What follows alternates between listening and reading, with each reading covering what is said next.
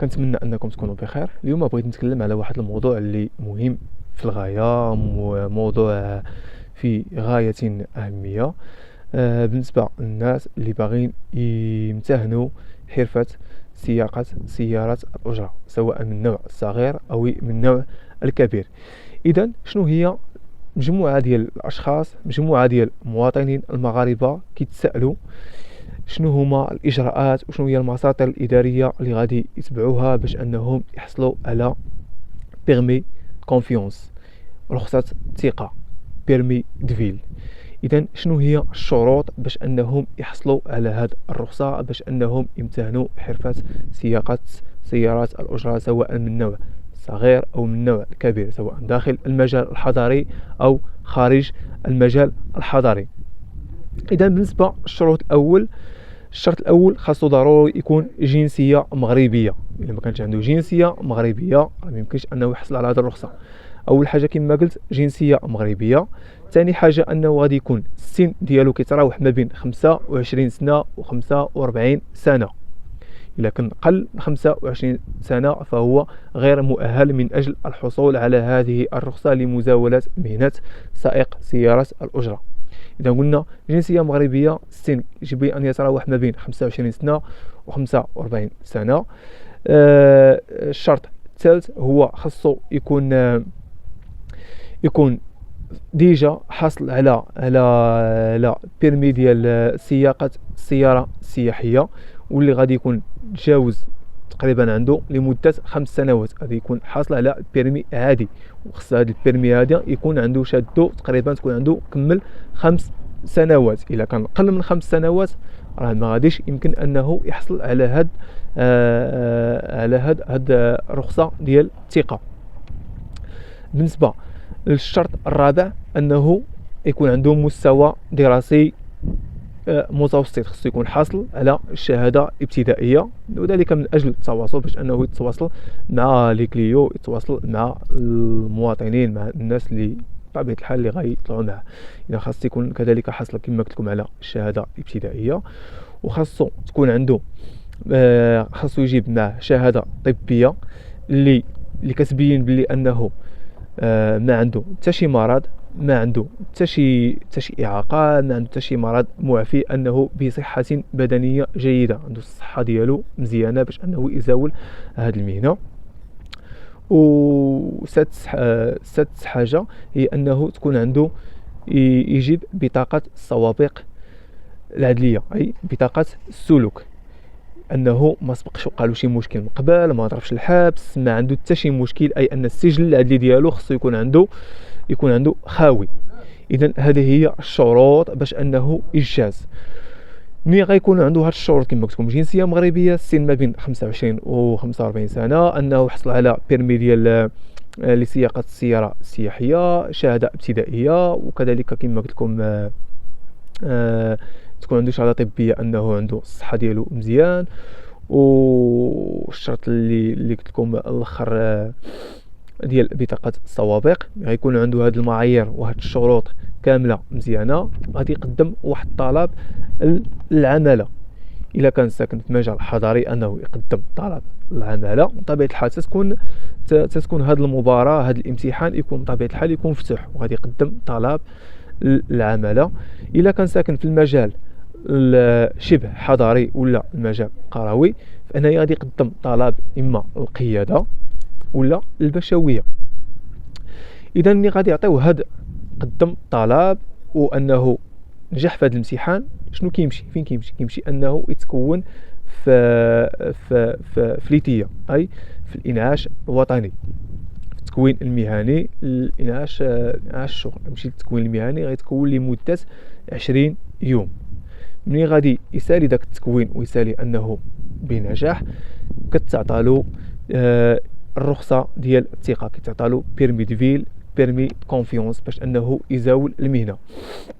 إلا هو انه باش انه يزاول هذه المهنه كاين واحد الشرط اللي هو اساسي وضروري، خاصو انه يكون ساكن في واحد الدائره اللي باغي يمتهن فيها هذه الحرفه. اي الا كان مثلا هو مثلا مزيود، مثلا على سبيل المثال مثلا مزيود في الرباط، ولكن انه مستقر في فاس، خاص لاكارت ناسيونال ديالو يكون فيها العنوان لانه راه مستقر فاس. غادي يجيب شهاده السكنه اللي كتدلي انه مثلا مستقر فاس وانه باغي يزاول المهنه ديالو فاس. خص ضروري انه يكون ساكن بواحد دائره النفوذ كتسمى في المدينه اللي باغي يزاول فيها هذيك المهنه. خص ضروري تكون عنده انه شهاده السكنه. الا ما كانش الساكن مثلا هو ساكن موجود في الرباط ولكن هو ساكن في الرباط وباغي يزاول مثلا المهنه ديالو مثلا فاس، خصو ضروري شهاده السكنه. الا ما كانش عنده شهاده السكنه ديك المهنه اللي باغي يزاول خصو يزاولها في مدينه الرباط. بالنسبه للاجراءات هادو الشروط والاجراءات، مثلا هاد سائق الاجره تعطاتو هاد الرخصه ديال الثقه. اذا بالنسبه باش انه غادي يبدا الخدمه خاصو ضروري انه يكون عنده هندام قبول، ما غاديش خصوش انه يقود بطبيعه الحال سياره الاجره سواء كانت من الصنف الصغير او من الصنف الكبير مثلا بالشورت ولا بالصندال. هذا ممنوع منعا كليا. خص تكون واحد الهندام واحد اللبسه اللي مقبوله. خاصو انه بالنسبه في السياره ديالو انه يركب واحد الكاميرا اللي غتكون مثبته، كاميرا اللي بطبيعه الحال لانها كتراقب الشارع العام ولانها غادي تحميه.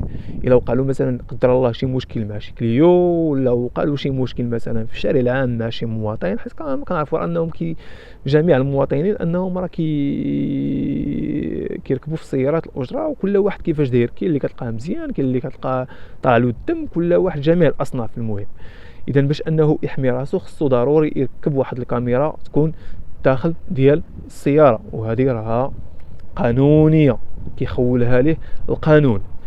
الا انه وقع شي مشكل مع شي كليان وصدق انه داك السائق ديال سيارات الاجره هو اللي تعدى على داك الكليان، مثلا داك الكليان عنده شي حاجه خلا طيح مثلا التليفون ديالو ولا البسطام ديالو وتثبت باللي ان داك سائق الاجره ما بغاش يعطيه له داكشي بالدليل وبالحجه وبالبرهان، هنايا كيتعرض بطبيعه الحال مجموعه ديال الاجراءات الاداريه. عندنا الاجراءات الاداريه وعندنا كذلك الاجراءات القانونيه. الاجراءات الاداريه ممكن ان تسحب منه ديك الرخصه ديال سياقه الاجره، اما تكون سحب مؤقت اما سحب نهائي، انه ما عمر ما غادي يولي يحلم باش انه يمتهن الرخصه ديال سياقه الاجره، سياقه سيارات الاجره. وبالنسبه للاجراءات القانونيه انه غادي يتعرض للاجراءات القانونيه الجاري بها العمل. داك السيد انه الى دار به شكايه مثلا سواء داخل المجال الحضري في كوميساريه عند الشرطه القضائيه ولا خارج المجال الحضري عند الطرق القياده ديال الطرق الملكي، فهنايا ما كتبقاش الامور حابسه في الاجراءات الاداريه، كتولي الامور انها الاجراءات القانونيه. يقدر انه تتعاقل، يقدر انه يتعرض عقوبات سجنيه وكذلك عقوبات حبسيه. بالنسبه للاجراءات الاداريه كتنحصر مثلا في اللبس. الا كان مثلا لابس كيسوق بصنداله ولا كيسوق بواحد الهندام اللي غير مقبول، هنايا ممكن ان تسحب منه كما قلت لكم الرخصه ديال الثقه، يا اما سحب مؤقت او لا سحب نهائي بمره. ودابا حاليا ملي جات المذكره الوزاريه ديال اللي خرجتها الوزاره الداخليه تحت الرقم ديال 336 في اطار ديال التغطيه الصحيه وحصر اعداد السائقين المزاولين لمهنه سياقه سيارات الاجره. ملي جات هذه المذكره هذه كتقول باللي ان الناس دابا حاليا بالنسبه سنه 2022 الناس اللي كيمتهنوا هاد المهنه ملي غادي تسالى لهم التاريخ ديال ديك الرخصه انهم غادي يمشيو للعماله غادي يجددوا لهم بطبيعه الحال ديال ديك الرخصه انها غادي تولي تجدد. ولكن بالناس اللي انهم ما خدامينش ما كيزاولوش هاد المهنه عندهم بطبيعه الحال بيرمي دو فيل ولكن حاشيه في جيبو ما كيزاولش هاد المهنه، ملي غادي يمشي باش انه غادي يبدلو راه غادي يحيدوه له نهائيا حيث انه راه ما عندوش بطاقه مهنيه اللي كتثبت باللي انه راه كيزاول هذه المهنه على ارض الواقع فعليا. اذا غادي تحيد. وبالنسبه للناس اللي كانوا خدامين ديجا مع الدوله، الناس اللي كانوا خدامين مثلا في الميليتير في القوات المسلحه الملكيه، المهم في جميع الاصناف الناس المتقاعدين حاليا في 2023 ملي غادي يمشي واخا يكون مزاول فعلي لهذه المهنه، ملي غادي يمشي باش انه غادي يبدل ديك الرخصه ديال الثقه راه ما غاديش يبدلوها له حيت كان ديجا انه كان خدام، ديجا انه عنده تغطيه صحيه، ديجا انه كيتسمى متقاعد، خاصو يمشي يرتاح، خاصو يمشي الاناث ويعطي فرصه، باش انه يعطي فرصه للشباب، فرصه للناس اللي عاطلين عن العمل باش انهم بطبيعه الحال انهم غادي يعملوا.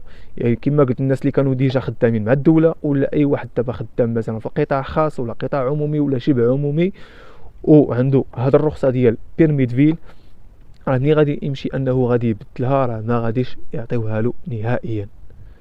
ان هذه الرخصه غتولي تعطى غير للناس السائقين اللي غادي يزولوا هذه المهام فعليا، اللي غادي يكونوا كيحترفوها فعليا على ارض الواقع، وانهم طبيعه الحال انهم غادي يتكونوا واحد التكوين جيد من اجل باش انهم يعرفوا يتواصلوا مع المواطنين، مع الكليان، وخاصه مثلا في المدن السياحيه، مثلا في مدينه اكادير، في مدينه طنجه، في مدينه الرباط الدار البيضاء، فان السائقين هاد السائقين فانهم كيتكونوا تكوين لغوي، تكوين تواصلي، انهم كاين دابا الحمد لله السائقين اللي كيهضروا باللغه الانجليزيه، باللغه الفرنسيه، باللغه الاسبانيه، باش انهم يتواصلوا مع الكليان. علاش؟ لانهم هما اللي كيساهموا في صناعه السياحه بطريقه غير مباشره ومباشره، هما اللي كيساهموا في صناعه السياحه، هما اللي كيعطيو واحد النظره جماليه للبلاد، وهما اللي كيعطيو واحد النظره سيئه للبلاد. كيجيو السياح بطبيعه الحال انهم سواء كانوا سياح داخليين او سياح خارجيين، راه انهم كيركبوا في في طاكسي، سواء كان طاكسي كرون طاكسي ولا طاكسي صغيره. اذا نتمنى ان الاستفاده انها تكون تعممات، وانكم استفدتوا وخديتوا معلومات. يلا ان شاء الله نتلاقاو ان شاء الله في واحد الفيديو جديد، واللي نبارطاجيو ونشاركوا فيهم معلومات ان شاء الله، معلومات قيمه ومعلومات اللي تكون اللي غادي تنفع الصالح العام، اللي غادي تنفعكم كاع. يلا.